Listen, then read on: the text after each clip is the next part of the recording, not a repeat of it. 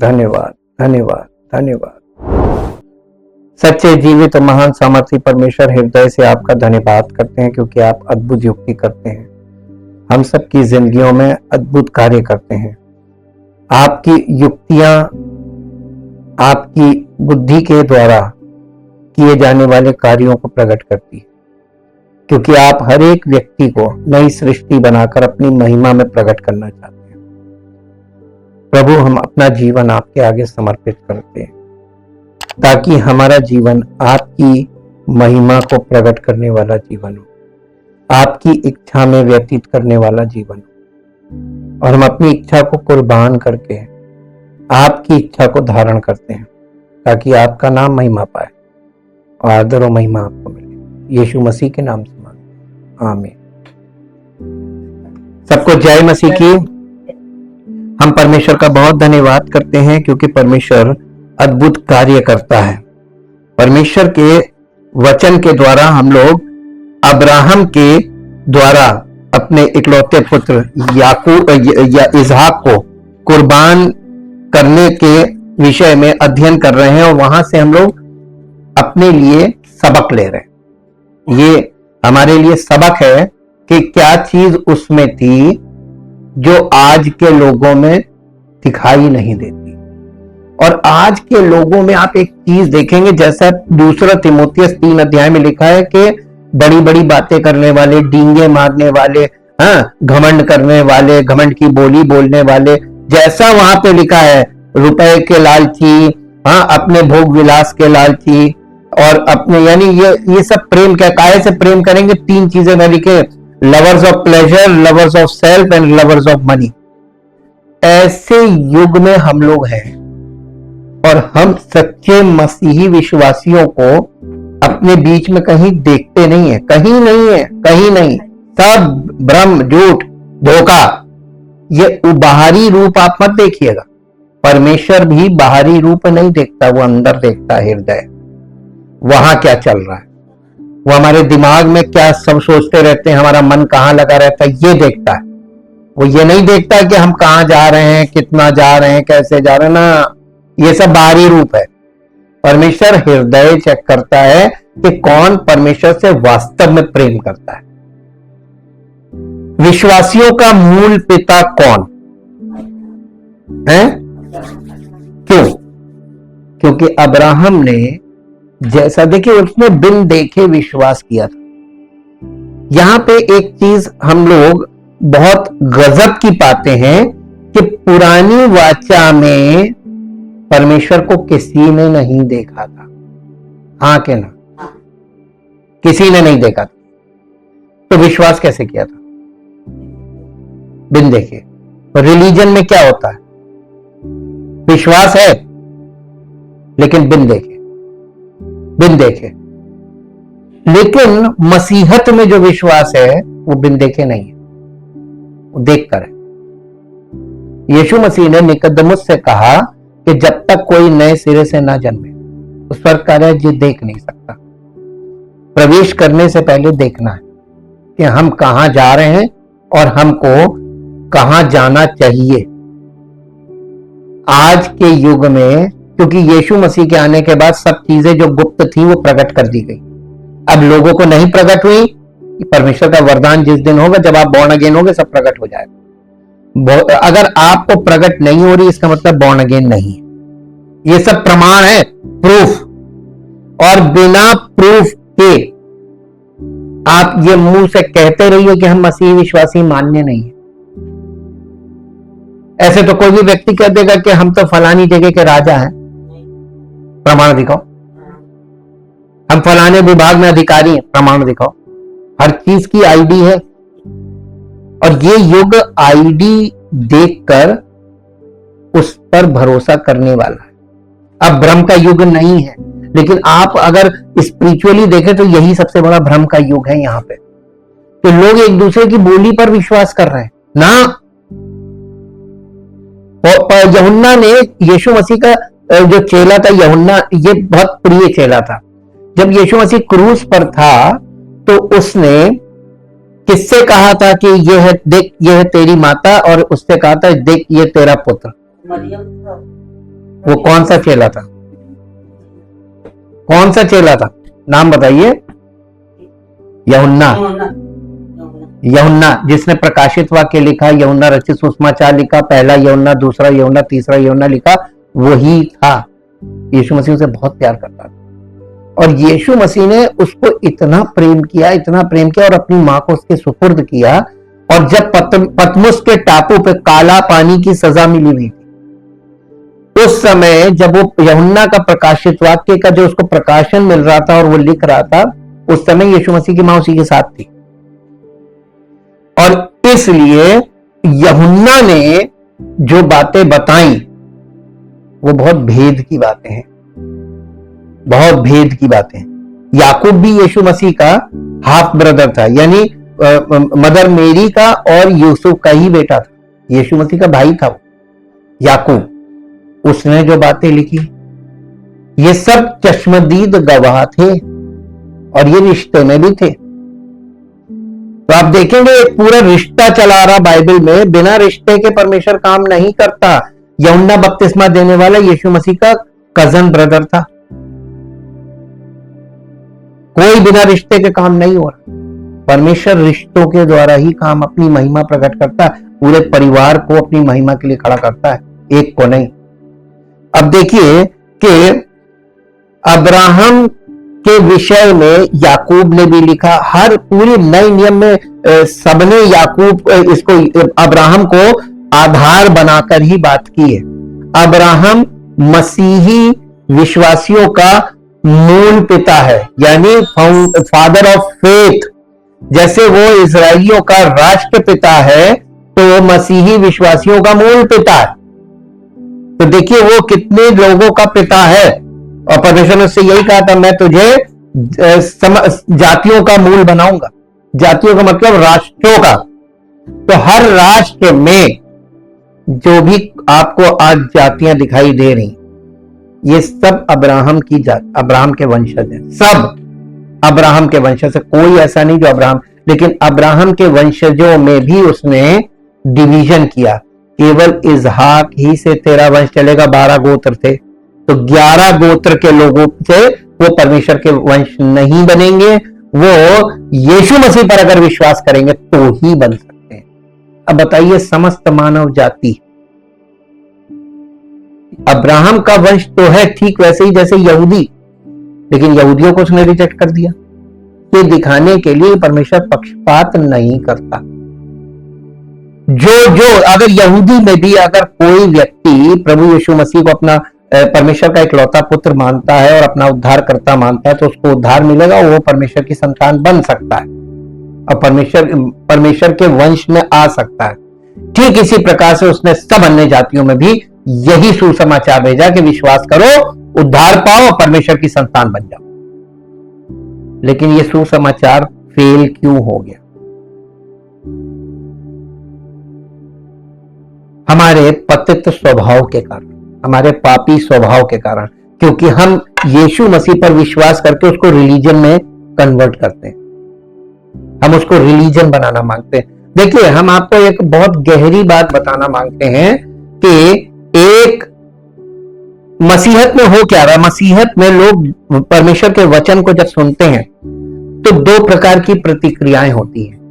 एक ये कि या तो वो इवापोरेट हो जाते हैं, इवापोरेट का मतलब वो स्पिरिचुअल रेल्म में चले जाते हैं, टोटल 100% आत्मिक हो जाते हैं, और या फिर वो फ्रीज हो जाते हैं, यानी वो रिलीजन में कन्वर्ट हो जाते हैं, फिक्स हो जाते हैं। रिलीजन का मतलब फ्रीज हो जाना, इवापोरेट का मतलब स्पिरिचुअली ग्रोन अप हो जाना, उन सब चीजों से ऊपर उठ जाना, जातिवाद, भाषा और ये सब कम्युनिटी, इन सब चीजों से ऊपर उठ जाना। ये परमेश्वर की संतानों के लिए बहुत जरूरी है कि हम ये मानवीय धारणाओं और ये भावनाओं, इनसे एकदम ऊपर उठ जाए, ये स्पिरिचुअल रेल्म में आ जाना। वहां पर फिर ये सब चीजों की कोई जगह नहीं होती। तो या तो कोई व्यक्ति एकदम ऊपर उठ जाता है, या फिर वो नीचे जाके वो एक रिलीजन में कन्वर्ट हो जाता है। इसको दूसरी भाषाओं में भी लोग कहते हैं, वो इंग्लिश में और भी वर्ड्स हैं, लेकिन हम आपको ये मोटा मोटा बता रहे हैं कि अगर आप सच्चाई पे चलेंगे तो आप परमेश्वर के राज्य के वारिस हो जाएंगे, नहीं तो आप यहां पर एक उसमें जम के रह जाएंगे, बस एक डिनोमिनेशन में फंस के रह जाएंगे, ये फ्रीज हो जाना। अगर मसीहत में डिनोमिनेशन पे डिनोमिनेशन बन रहे हैं, इसका मतलब क्या हो रहा है? कोई भी उस रेल्म तक नहीं पहुंच पा रहा। क्यों? बॉर्न अगेन नहीं। कंडीशन एक ही है, नए सिरे से जन्म प्राप्त करना। अब जब तक सही बंदा नहीं मिलेगा जिसके द्वारा पवित्र आत्मा आपको कन्विंस करे, तब तक आप बॉर्न अगेन नहीं हो सकते। बॉर्न अगेन की भी एक कंडीशन, कलीसियाएं बहुत हैं, बिल्डिंगें बहुत हैं, संसाधन बहुत हैं, लेकिन पवित्र आत्मा नहीं है। परमेश्वर की आत्मा की उपस्थिति का अनुभव आपको परिवर्तित करता है, आपकी मानसिकता को परिवर्तित करता है। मेरे साथ एक पद निकालिए, याकूब की पत्री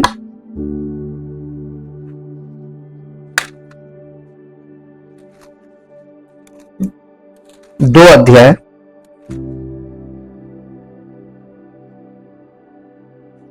याकूब की पत्री उसका 2 अध्याय और उसका 14 पद के ऊपर देखिए एक हेडिंग होगी, क्या लिखा है? विश्वास और कर्म। हाँ, अब इसको हम लोग पढ़ेंगे 14 पद से। हे मेरे भाइयों, यदि कोई कहे कि मुझे विश्वास है पर वो कर्म ना करता हो, तो इससे क्या लाभ? क्या ऐसा विश्वास कभी उसका उद्धार कर सकता है? यदि कोई भाई या बहन नंगे उघाड़े हो और उन्हें प्रतिदिन भोजन की घटी हो, और तुम में से कोई उनसे कहे कुशल से जाओ, तुम गर्म रहो और तृप्त रहो, पर जो वस्तुएं देह के लिए आवश्यक है वो उन्हें ना दे तो क्या लाभ? वैसे ही विश्वास भी यदि कर्म सहित ना हो तो अपने स्वभाव में मरा हुआ है। डेड फेथ, मरा हुआ विश्वास। रिलीजन में कौन सा विश्वास है? वहां कोई किसी की सुधि नहीं लेता, वहां सब अपनी अपनी ढपली, अपना अपना राग, बड़ी बड़ी बातें करना, बड़े बड़े उपदेश देना, लोगों को लेक्चर बहुत लंबा दे देंगे, हाथ यूं करके कभी नहीं बढ़ाएंगे ना जी। 18वां, वरन कोई कह सकता है तुझे विश्वास है और मैं कर्म करता हूं, तू अपना विश्वास मुझे कर्म बिना तो दिखा, और मैं अपना विश्वास तुझे कर्मों के द्वारा दिखाऊंगा। तुझे विश्वास है कि एक ही परमेश्वर है, तू अच्छा करता है। दुष्ट आत्माएं भी विश्वास रखती हैं और थरथराती हैं। पर हे निकम्मे मनुष्य, क्या तू ये भी नहीं जानता कि कर्म बिना विश्वास व्यर्थ है? जब, अब देखिए एग्जाम्पल किसका आ रहा है, अब अब्राहम से देख लीजिए। हम लोग इतने समय से अब्राहम के ये कुर्बानी को ही देख रहे हैं। आज आप देखिए कि विश्वास और कर्म, जब हमारे पिता अब्राहम ने अपने पुत्र इजहाक को वेदी पर चढ़ाया, तो क्या वो कर्मों से धार्मिक ना ठहरा था? अतः तूने देख लिया, विश्वास ने उसके कामों के साथ मिलकर प्रभाव डाला है, और कर्मों से विश्वास कैसे सिद्ध होता है? अब आपको, अभी हम पहले इस चीज को क्लियर करेंगे, क्योंकि यहाँ पे 2 पॉइंट आपस में ओवरलैप करते हैं। दुनिया में एक मैसेज है, हम तो कर्म करते हैं। बहुत से लोगों का ये दावा, हम तो कर्म में विश्वास करते हैं। तो कर्म में विश्वास करना कि विश्वास के कर्म करना, ये 2 ऑपोजिट्स हैं। संसार में रिलीजियस लोग हैं, जो ऐसे ऐसे रिलीजन है जहां पर कर्मों की बात की जाती है कि हम कर्म में विश्वास करते हैं। लेकिन बाइबल जो है वो विश्वास के कामों के विषय में बोल रही है, ना कि कर्म करने में, विश्वास करने में। जी। और पवित्र शास्त्र का ये वचन पूरा हुआ। अब्राहम ने परमेश्वर का विश्वास किया और ये उसके लिए धर्म गिना गया और वो परमेश्वर का मित्र कहलाया। इस प्रकार तुमने देख लिया कि मनुष्य केवल विश्वास से ही नहीं वरन कर्मों से भी धर्मी ठहरता है। वैसे ही राहाब वेश्या भी उतारा। वैसे ही जैसे राहाब वेश्या ने जब उसने दूतों को अपने घर में उतारा और दूसरे मार्ग से विदा किया, तो क्या कर्मों से धार्मिक ना ठहरी? अब यहाँ पे प्रिंसिपल आ गया, ये सिद्धांत है। जैसे देह आत्मा बिना मरी हुई है, वैसे ही विश्वास भी कर्म बिना मरा हुआ। आपके पास कौन सा विश्वास है आप अभी खुद ही समझ जाएंगे, क्योंकि आप विश्वास का कोई काम नहीं करते हैं। दशमांश देना विश्वास का कार्य, परमेश्वर टेस्ट करता है और इसमें सब लोग फेल। मालूम क्यों?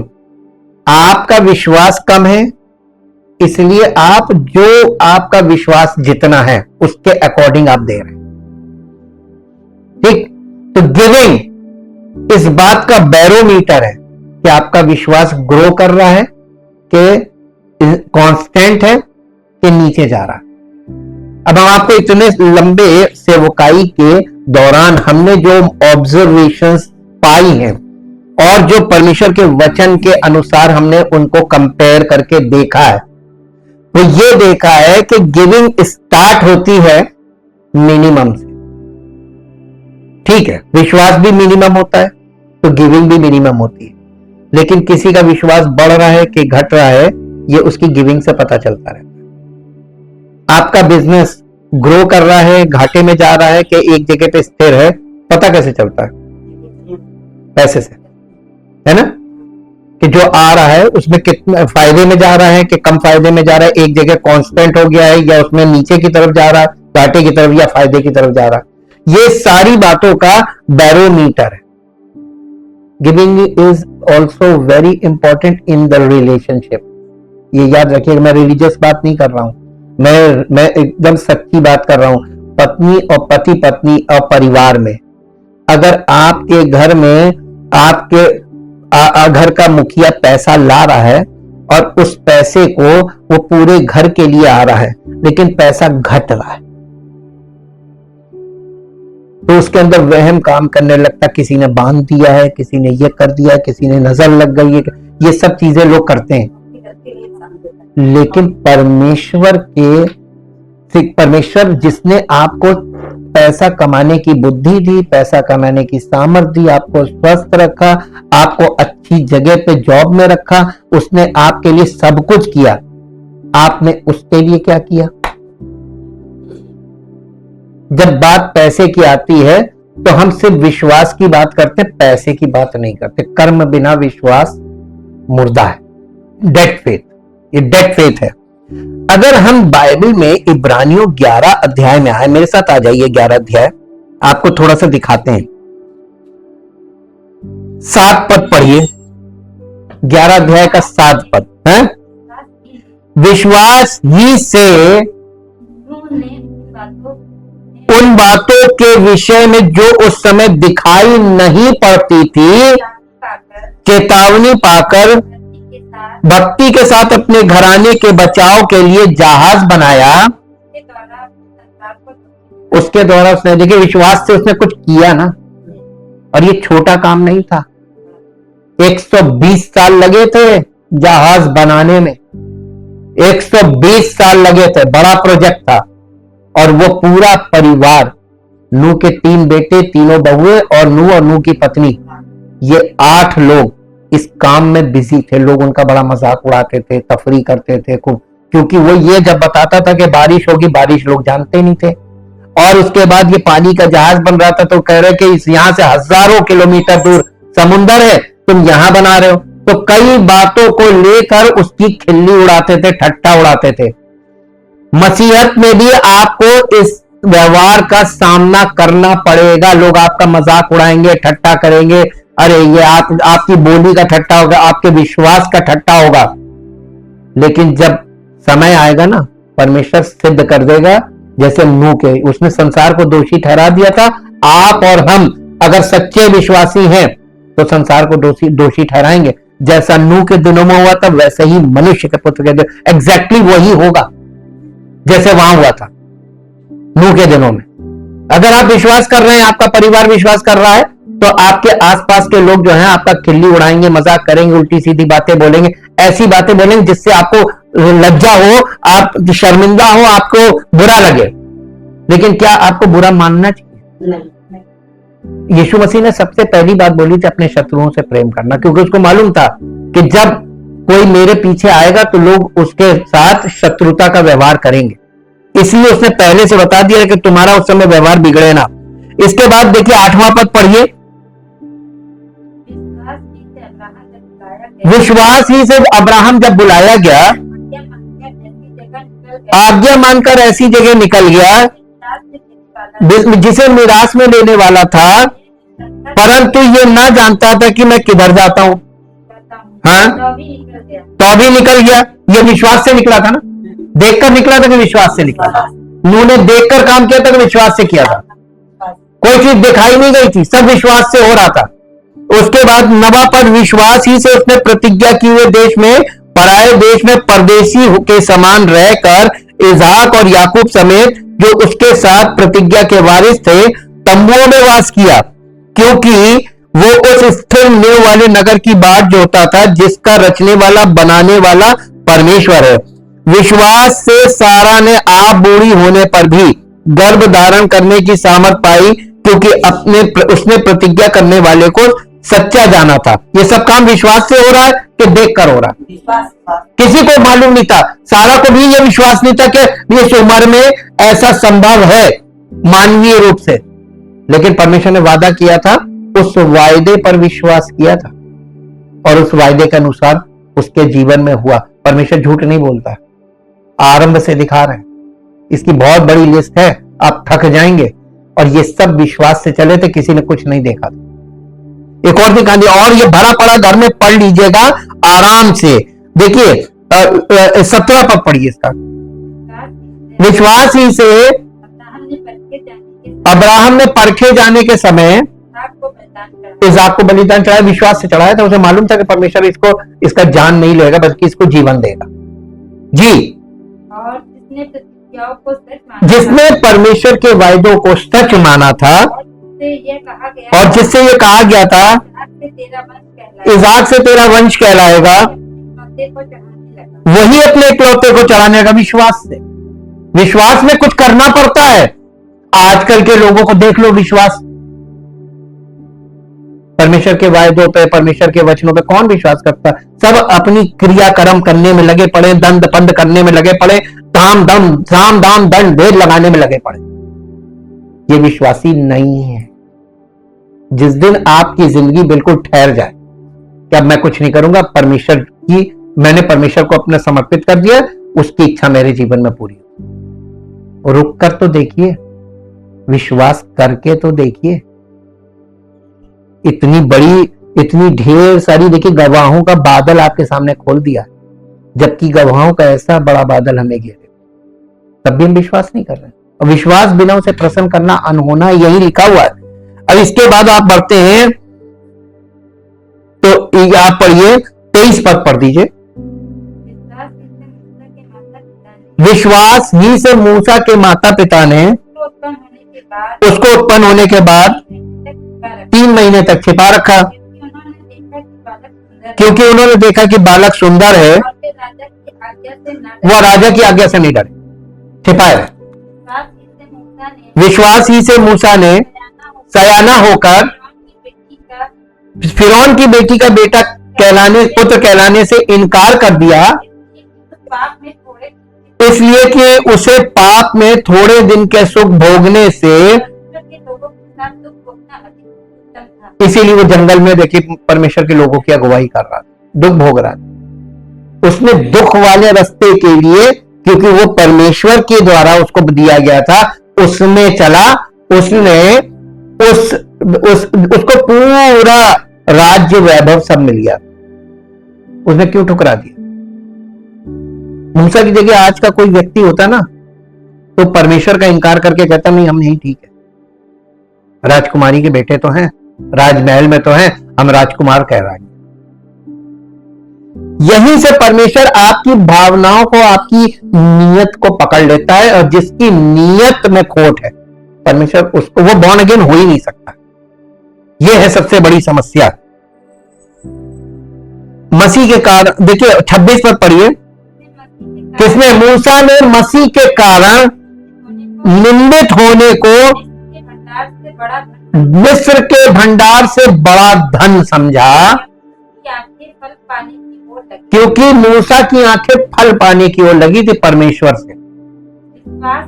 विश्वास ही से राजा के क्रोध से न डरकर उसने मिस्र को छोड़ दिया। देखिए मूसा के विषय में गवाही दी जा रही कि वो उस अनदेखे को मानो देखता है, यानी ऐसा लग रहा था जैसे वो देख कर चल रहा, लेकिन अनदेखा था, उसने नहीं देखा। परमेश्वर को ये बाइबल का बिल्कुल फैक्ट है।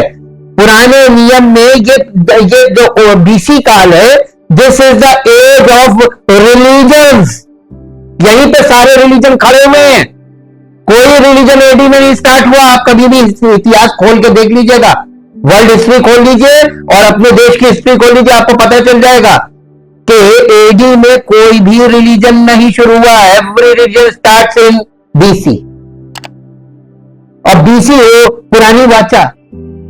और उसमें समस्या यह थी कि परमेश्वर को कोई नहीं जानता था, अंधविश्वासी थे लोग। अंधविश्वास अच्छा था, अच्छा इसलिए था क्योंकि ये जितने आप पढ़ रहे हैं विश्वास से, इनके विश्वास को आप क्या बोलेंगे? बिन देखे विश्वास से ये अंधविश्वास ही था कि नहीं था? ये केवल उस चीज को मान के चल रहे थे। विश्वास का मतलब मान लेना कि हाँ ये सही है। और इन लोगों की गवाही हम लोगों के सामने रख के, और हमको कहा जा रहा देखकर, अब तुमने इन लोगों के विषय में गवाही सुनी, अब तुम देखकर परमेश्वर के राज्य में प्रवेश करो। तो हम देख क्यों नहीं पा रहे? हमारी आत्मिक आंखें क्यों नहीं खुल रही? आत्मिक आंखें खुलने का मतलब बॉर्न अगेन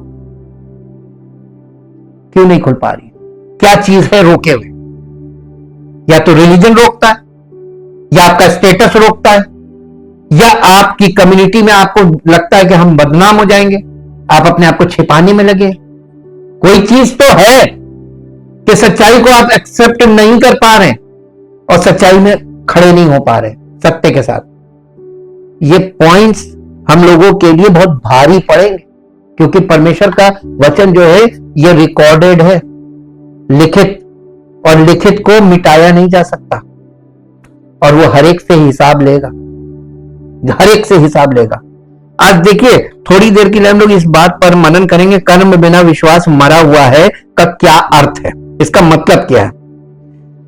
यहां याकूब पुष्टि करता है कि कर्म या क्रियाएं या कार्य एक जीवित विश्वास का उप उत्पाद है, बाई प्रोडक्ट। यानी जब आपके अंदर विश्वास पैदा हो जाता है और आप बॉर्न अगेन हो जाते हैं, तो आप वो करना पसंद करते हैं जो परमेश्वर आपसे चाहता है कि आप करें। इसलिए ये उप उत्पाद है, यानी बाई प्रोडक्ट है। कर्म हमें न्याय उचित नहीं ठहराते या हमें परमेश्वर के सामने धर्मी नहीं बनाते, ना ही वे उद्धार के साधन है। कर्म उद्धार के साधन भी नहीं है, बल्कि हमारे कर्म वो फल हैं जो उस व्यक्ति से उगते हैं जो परमेश्वर की आज्ञाओं का पालन करता है और उसकी कृपा से परिवर्तित होता है। उसका जीवन और उसके कार्य परमेश्वर की महिमा के कार्य होते हैं। कर्मों का यह है बाइबल में विश्वास और विश्वास के काम, यह है। और संसार में क्या है? वो लोग कर्मों में बिलीव करते कि हम कर्म करेंगे उसका फल हमें मिलेगा। ना, कोई फल नहीं मिलेगा। बाकी आपकी मर्जी है, हल कुछ नहीं मिलेगा।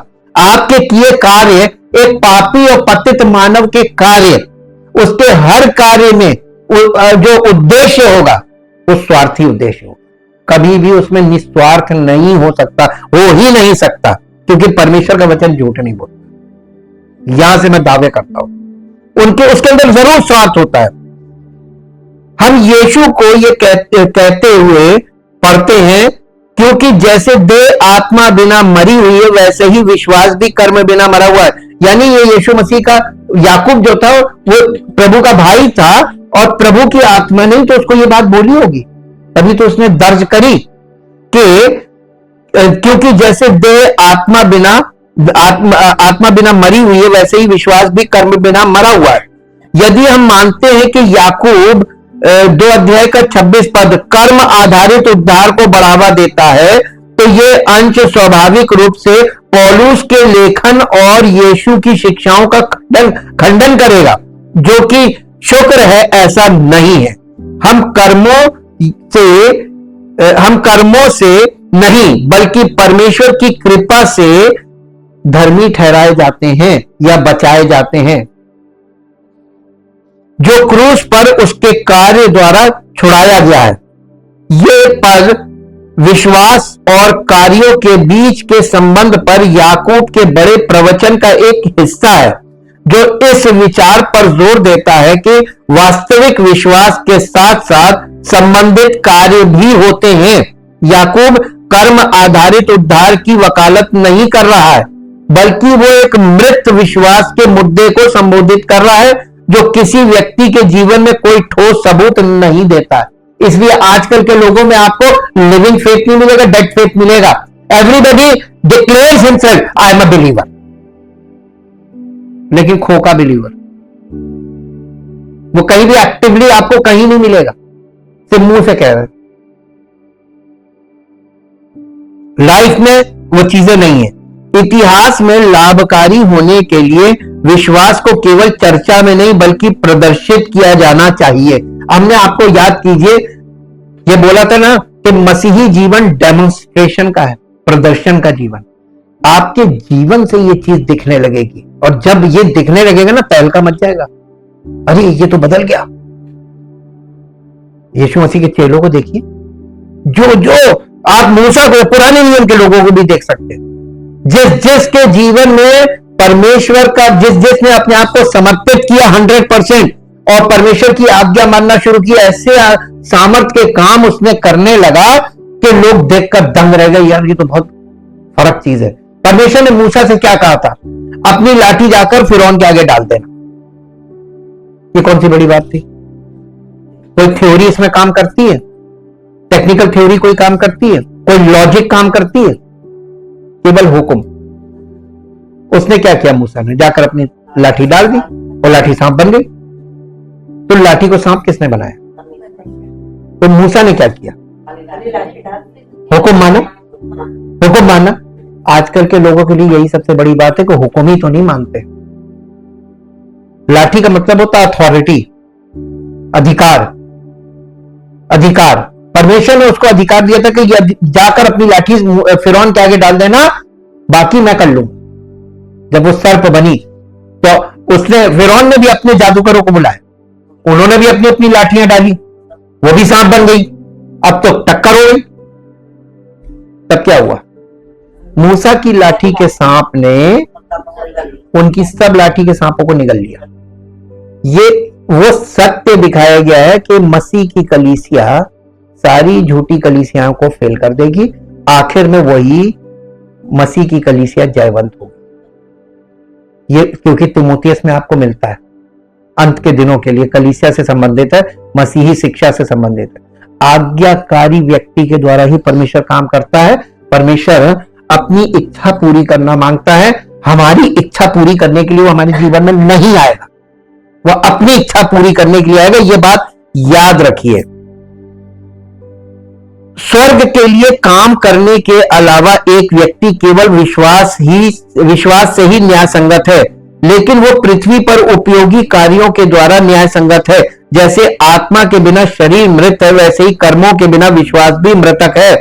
एक विश्वासी का विश्वास क्षीण हो सकता है और हम रूढ़िवादी लाश बन सकते हैं जब तक कि हमारा विश्वास काम में ना लगाया जाए। हम में से कई लोगों के पास आध्यात्मिक जीवन है, फिर भी हम आध्यात्मिक रूप से बीमार हैं। हम कलीसिया में आते हैं ताकि यहां पर जो हमारा सबसे बड़ा चिकित्सक, हमारा डॉक्टर, हमारा चंगा करने वाला प्रभु, हाँ, वो हमको कुछ हमारे आत्मिक जीवन के लिए, आत्मिक रूप से हम एकदम बेकार हैं, निष्क्रिय हैं, ताकि वो हमें कुछ नुस्खा दे। उससे हम कुछ लेना मांगते हैं कि हमारे आत्मिक जीवन हमारे अंदर जैवंत जीवन हो और जीवित जीवन हो, और हम निष्क्रिय वाले विश्वासी हैं। ये हालात है। हम आध्यात्मिक रूप से अस्वस्थ रहते हैं क्योंकि हम दवा नहीं निगलते, यानी हम परमेश्वर की आज्ञा नहीं मानते, फिर यहां से सुनते यहां से निकालते यहां से, और इसकी हम लोग की आदत पड़ गई कि चलो थोड़ी देर सुन के आएंगे, भाई सुनना ही तो है, करना थोड़ी ना, कुछ हम हुक्म थोड़ी ना मानेंगे, हम तो सुनने जाते हैं। विश्वास सुनने से पैदा होता है, लेकिन अभी तक पैदा ही नहीं हुआ क्योंकि किसी ने विश्वास हुक्म ही नहीं माना कि विश्वास पैदा होता है। एक बार जब हम परमेश्वर का वचन सुन लेते हैं तो हमें इसके द्वारा परिवर्तित होने के लिए उस पर कार्य करना चाहिए, यानी आज्ञा मानेंगे तभी आप उस जीवन में आगे बढ़ेंगे। केवल विश्वास से ही उद्धार को समझना। अपने पत्रों में पौलुस लिखता है, क्या लिखता है, एक पद निकालिए, तीतुस की पत्री 3 अध्याय उसका 5 पद। तीतुस की पत्री 3 अध्याय 5 पद। यहां पे वो क्या लिख रहा है? उसने हमारा उद्धार किया। किसने? प्रभु यीशु मसीह ने हमारा उद्धार किया।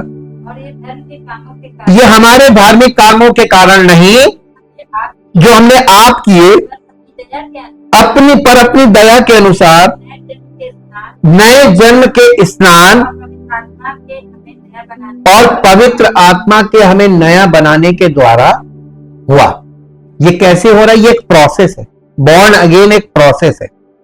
इस प्रोसेस में आप बने रहेंगे तो बॉर्न अगेन होंगे। जो एक और पद पढ़ लीजिए, रोमियो की पत्री 4 अध्याय 5 पद। रोमियो की पत्री 4 अध्याय का 5 पद।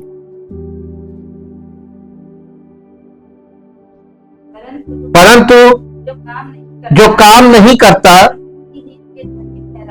वरन भक्तिहीन के या वरन उस परमेश्वर पर भरोसा रखता है जो भक्तिहीनों को धर्मी ठहराता है, उसका विश्वास उसके लिए धार्मिकता गिना जाता है। जो परमेश्वर के वचन पर, परमेश्वर के वायदों पर, परमेश्वर के पुत्र पर विश्वास करता है, उसका विश्वास उसके लिए धार्मिकता गिना जाता है। अब इसके बाद एक और पद पढ़ लीजिए जो आपको मिलेगा, इफिसियों की पत्री 2 अध्याय उसका 8 और 9 पद। इफिसियों 2 अध्याय उसका 8 और 9 पद। जी,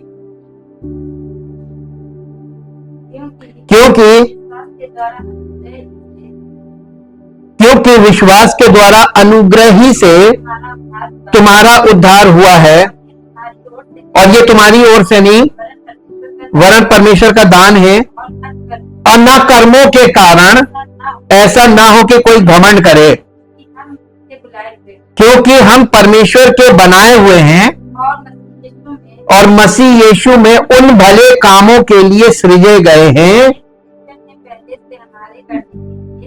जिन्हें परमेश्वर ने पहले से हमारे करने के लिए तैयार किया। कि हम मसीह में आएंगे तो वो हमसे क्या करवाएगा, और परमेश्वर जब आप मसीह में आते हैं तो परमेश्वर आपको अपनी सेवा के लिए एक वरदान देता है कि तुम्हारी सेवकाई ये वरदान, और वो वरदान के द्वारा सेवा होती है। ये इसलिए यहां पर ये बताया गया है, और पूरे नए नियम में ये बात पूरी तरह से स्पष्ट कर दी गई है कि ये मसीह ही है जो बचाता है, और उसके मार खाने से हम चंगे होते हैं, जैसा कि यशायाह 53:5 में लिखा हुआ है।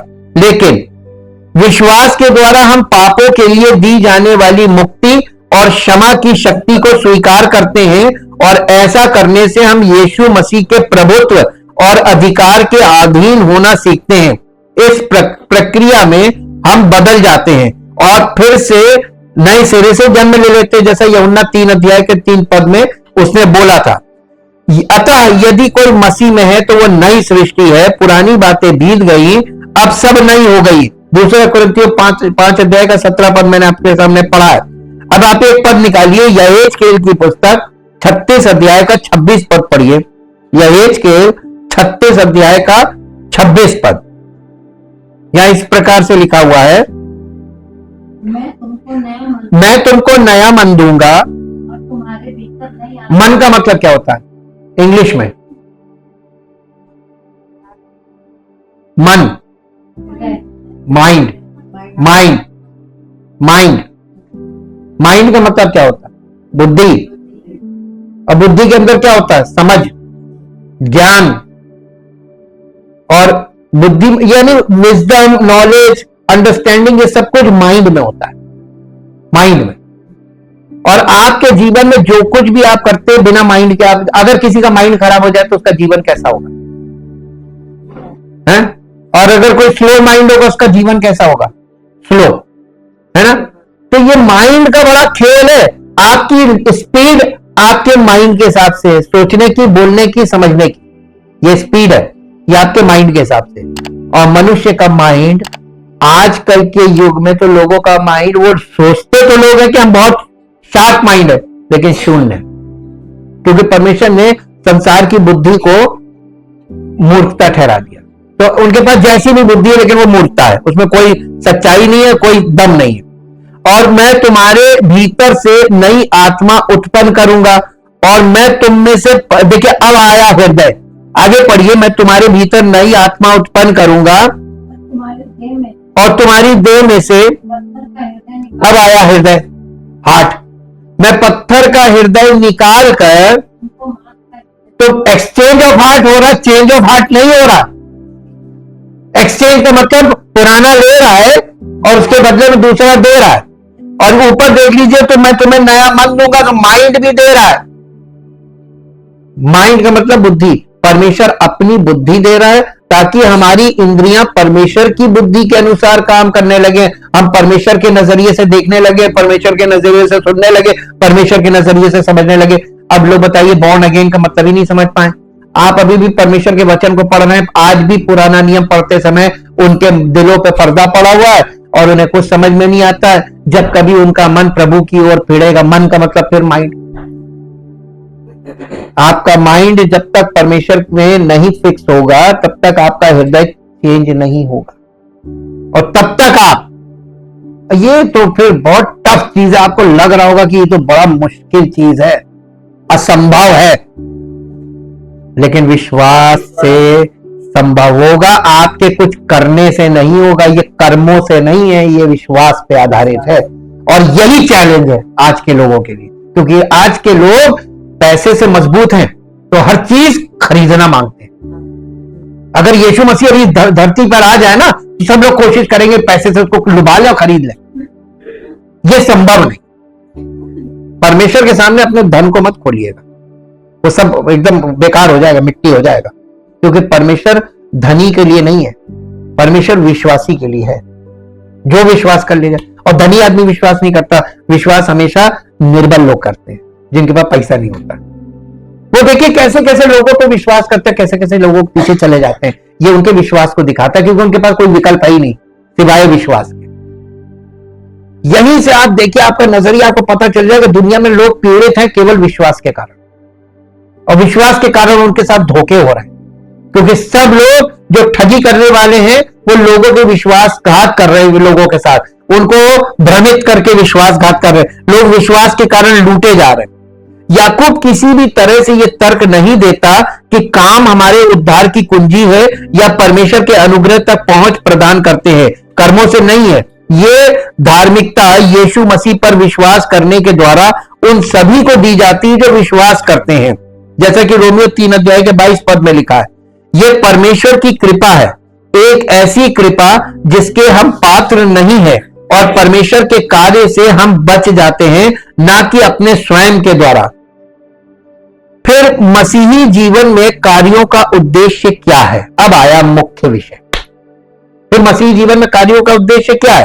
कार्यों के बिना विश्वास मृत है का वास्तव में क्या अर्थ है?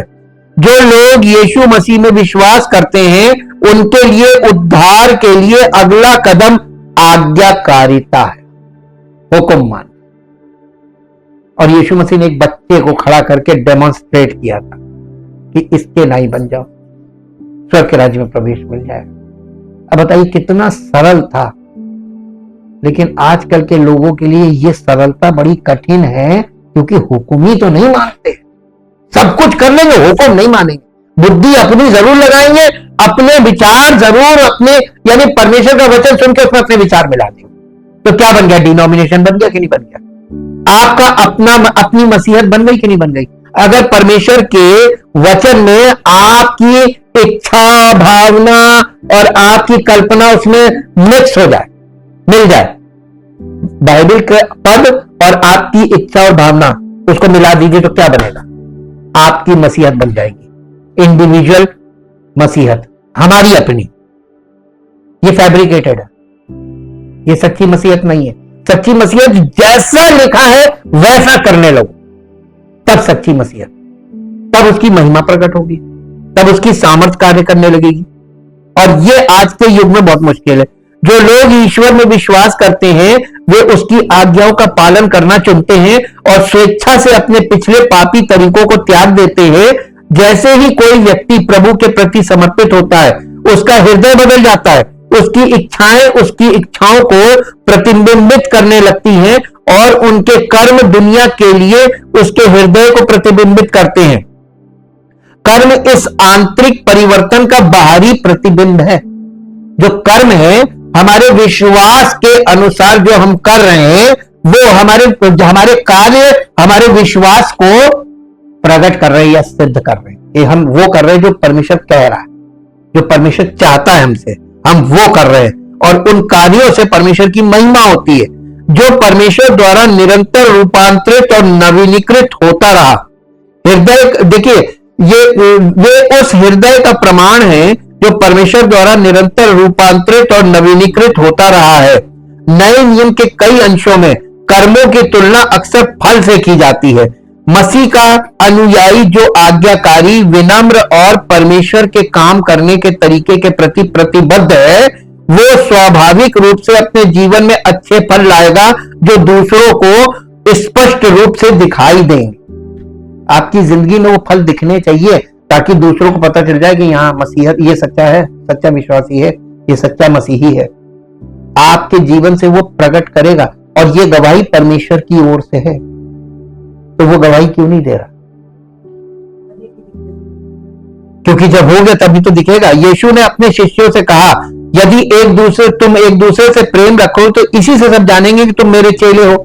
यूहन्ना रचित सुसमाचार 13 अध्याय का 35 पद मैंने आपके सामने पढ़ा है। पौलुस ने गलातियों को यह भी लिखा, ये पढ़ लीजिए 5 अध्याय, गलातियों 5 अध्याय 22, 23, 24।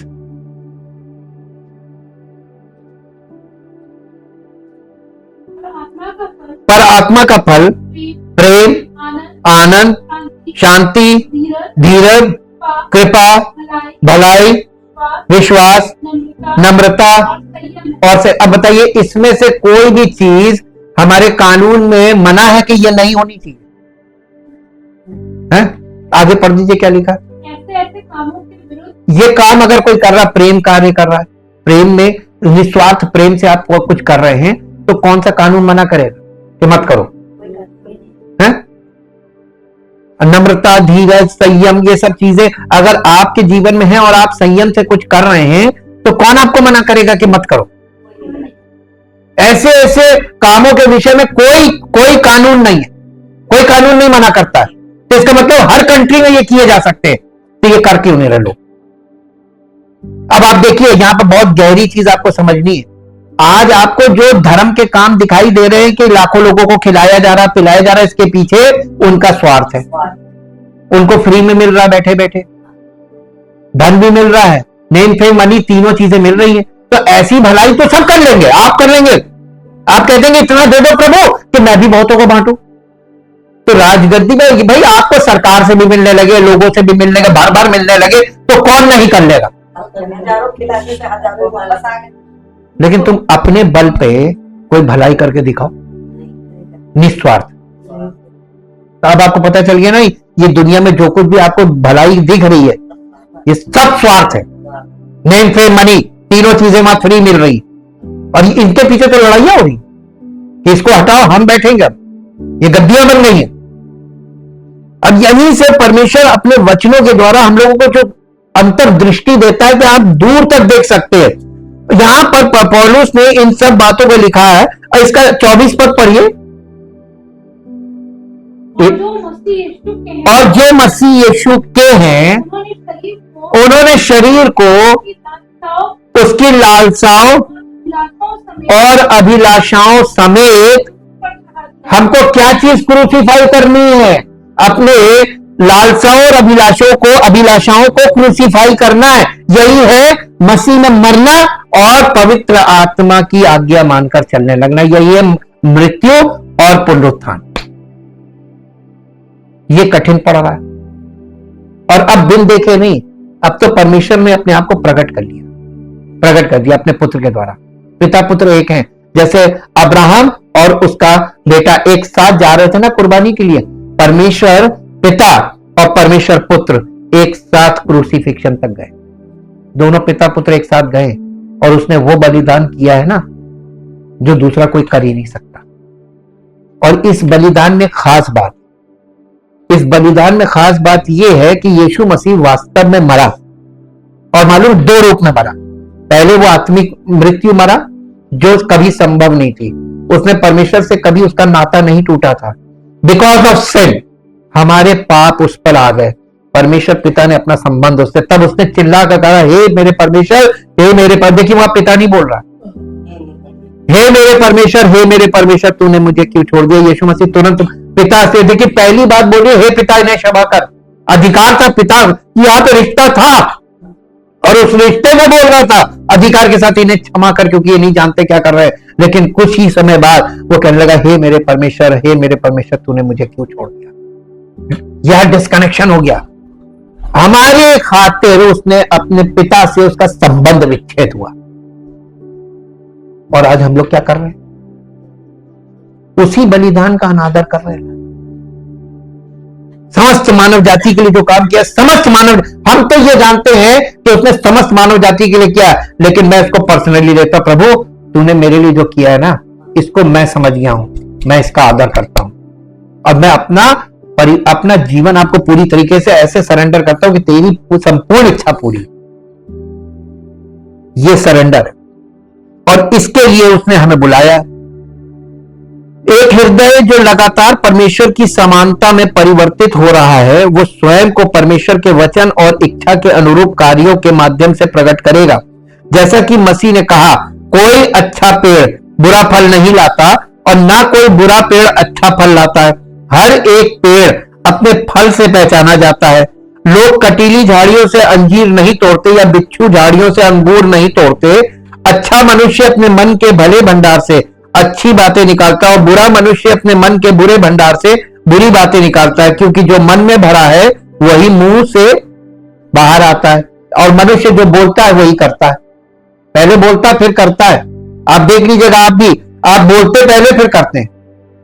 छोटी छोटी आप कहिए, देखिए हम आपको बताते हैं, आपको सब्जी लाने जाना है, तो आप सब्जी लाने के पहले दिमाग में विचार चलेगा, उसके बाद आप झोला उठाएंगे, कहेंगे हम जा रहे सब्जी लेने। और कोई भी मिलेगा, कहां जा रहे सब्जी लेने, मुंह से पहले निकलता है। और सब्जी लेने बाद में पहुंचे, पहले मुंह से आप बोलने लगते हैं, हम अस्पताल जा रहे हैं, पहले मुंह से बोलते हैं। आप जो बोलते हैं वही करते हैं।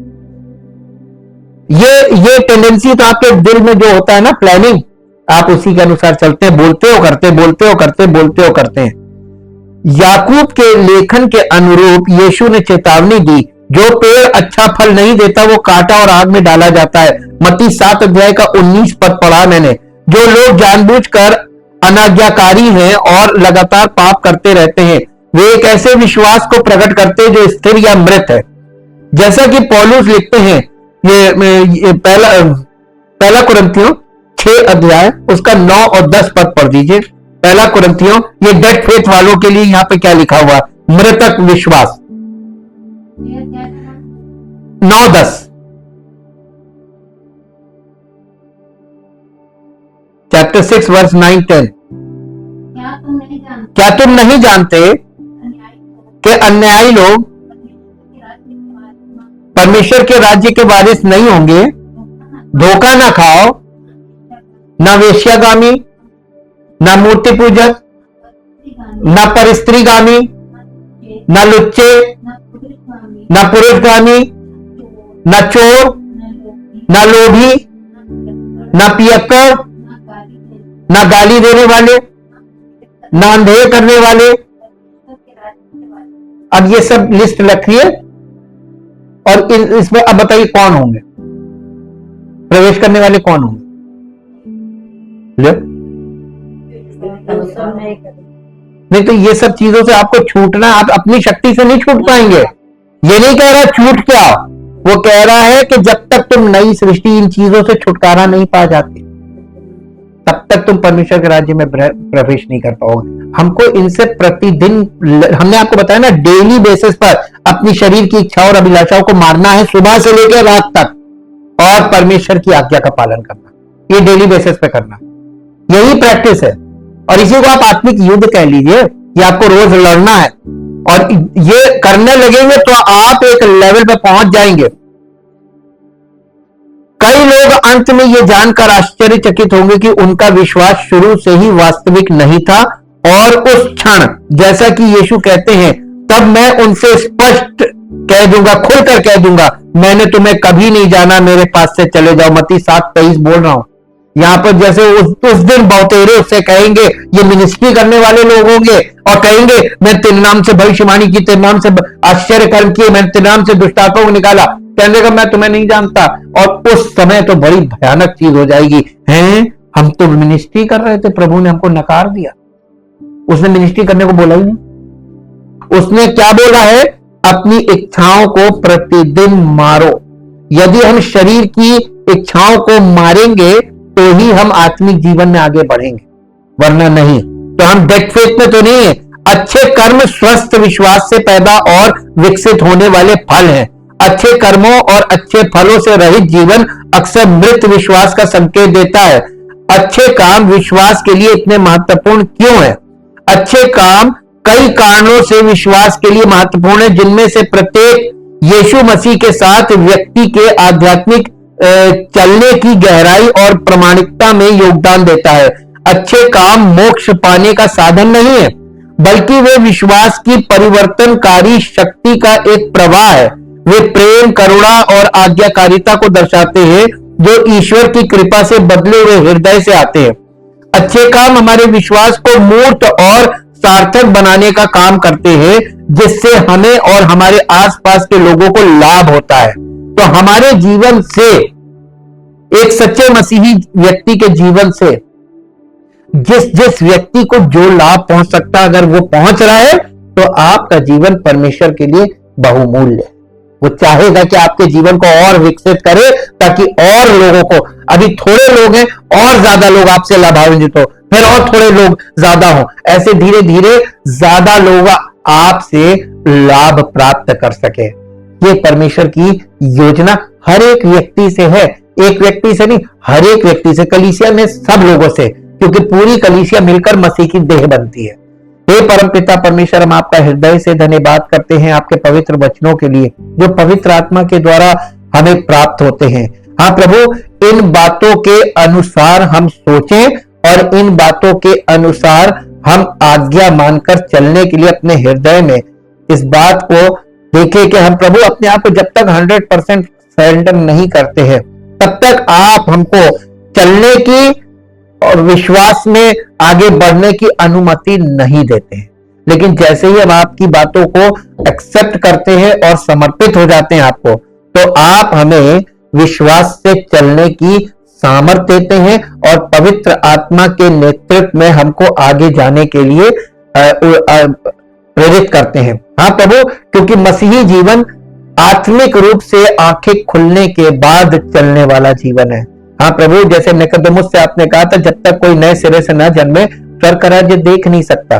प्रवेश तो दूर की बात है, हमें स्वर्ग के राज्य में प्रवेश के लिए आत्मिक रूप से जागृत होना है, यानी बॉर्न अगेन होना है, और हमें आत्मिक आंखों से देखकर आगे चलना है। क्योंकि हमारा प्रभु जीवित है और वो हमारे साथ साथ है, और पवित्र आत्मा की अगुवाई पवित्र आत्मा के द्वारा हम सबकी अगुवाई कर रहा है। हम आपका धन्यवाद करते हैं। इस प्रार्थना को प्रभु यीशु मसीह के पवित्र नाम से मांगते हैं, आमीन। Praise the Lord.